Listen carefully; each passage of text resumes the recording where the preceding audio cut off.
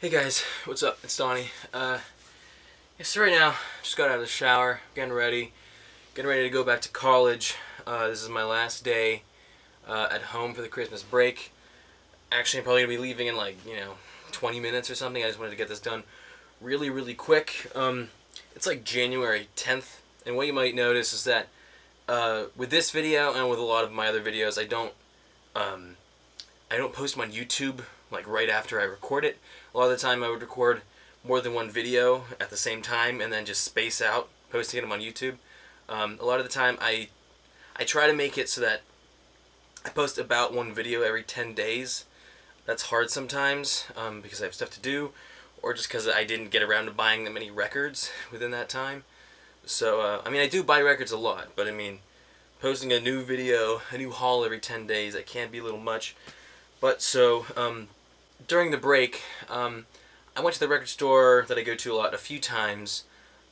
Two of the times I went is what I'm showing you today. I didn't get all that much. Actually, the first time I only got a few records, but I'll go through that right now. The first time I only got Frank Sinatra records. I only got 3. I went there. I didn't go at a good time. He didn't put out new stuff anytime recently, so there wasn't anything that I wanted to buy that was new. So I went and I looked through his stack of Frank Sinatra albums, and I picked out a few that I wanted. Well, first off, at the bottom store, I got an album for $1, and this is kind of what made me want to get more Frank Sinatra albums that time. I saw this. This is a UK pressing of This Is Sinatra. It's ripped up pretty bad. The cover, there's some rips on it, but I fixed it to the best I could with some glue and stuff. I love UK pressings, like you know.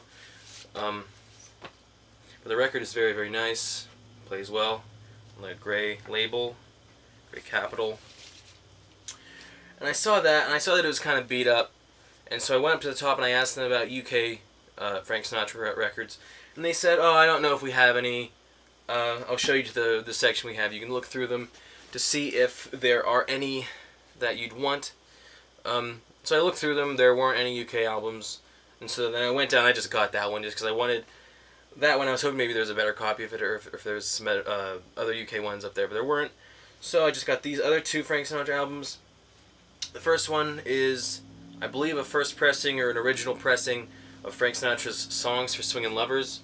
They had a few different copies of this. I know that they changed this picture here to I don't know, this one's more like a painting looking kind of thing. The other one's, I think it is still kind of like a painting, but I think it looks a lot better. This one looks kind of creepy to me, and the one they fixed looks a lot better to me. But yeah, this is a cool album. I think this is on the gray label. Yep, gray capital. And then this album I've wanted for a really long time. This is the first time I've ever seen it in person. This is Frank Sinatra's In the Wee Small Hours, and this is a first original. I don't know what it is. An original pressing without the songs listed there. And I think this one's on the gray label too. Yeah, it looks very, very nice. When I got it back, I started playing it, and the first song was, I don't know, it sounded kind of weird. It was like scratchy, and I don't know, but it didn't play very well when I first started it.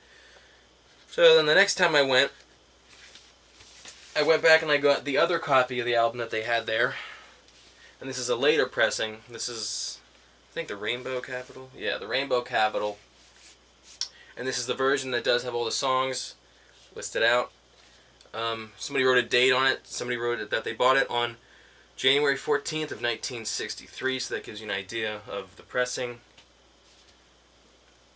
And that time I also got this album, which I was really, really excited about. Actually, what happened was, this is an album by Frank Zappa and the Mothers. I went there, and he usually doesn't have anything or doesn't have much. But this time I went, and he had 3 really good albums. This one was We're Only In It For The Money and Freak Out. And I have both those albums, but I was debating whether or not to buy them. They're kind of pricey. But for that album, it's a pretty expensive album, both of those. He had Freak Out is $33. I think it's funny, he always puts albums in that price range at $33 because of 33 1/3 RPM.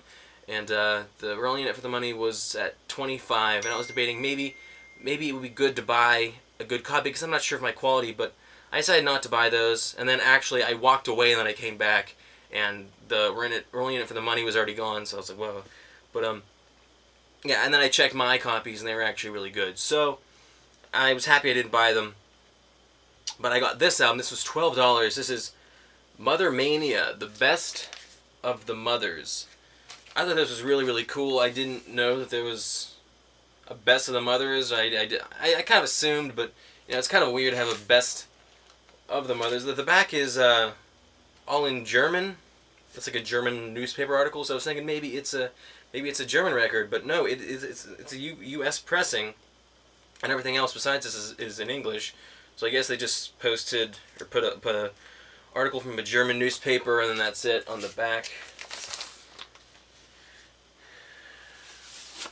And then here's the inside with all their mouths. Here's the record, Verve. I love the Verve record label. Now this album is an album that I've heard of. I've heard of this album, and I kind of heard that it was good, but I never heard anything by them or heard anything off of this album. But this is the first time I ever saw this, so I thought, you know, it was only $5. I might as well get it. I did some research on it. I think this is an early pressing.